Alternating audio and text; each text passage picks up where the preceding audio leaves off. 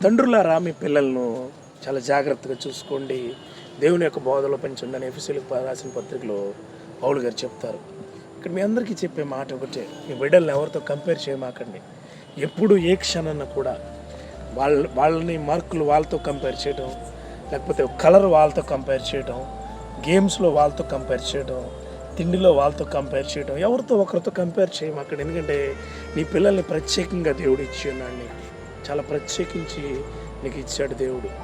ప్రత్యేకంగా ఇచ్చిన నీ బిడ్డలను ఒకరితో కంపేర్ చేసి ఆ పిల్లలకి జుట్టు బాగుంది, పిల్లలకి నోరు బాగుంది, పిల్లలకి మాటలు బాగున్నాయి, పిల్లలు బాగా చదువుతున్నారు చేయమాక. నువ్వు ప్రార్థించు, నీ బిడ్డలు అంతకంటే గొప్పవాళ్ళుగా ఉంటారు, అంతకన్నా శక్తివంతంగా ఉంటారు.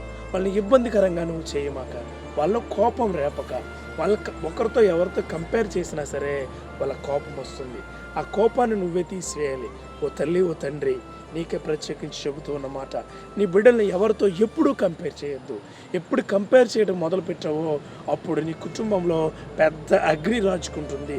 ఆ అగ్ని నీ బిడ్డల దగ్గర నుంచి నిన్ను దహించి వేస్తుంది. ఆ సాతాను నీ ఇంట్లో మొత్తం విస్తరిస్తూ ఉంటాడు. అందుకే నీ బిడ్డలను ప్రేమించండి, ప్రభు యొక్క బోధలో పెంచండి, ప్రభు యొక్క మార్గాలు సిద్ధం చేయండి, ప్రభు యొక్క శక్తిని వాళ్ళకిచ్చి వాళ్ళ మీ కుటుంబంలో గొప్ప గొప్ప మేలు కలిగే వ్యక్తులుగా వచ్చే కృప మీకు కలుగునుగాక.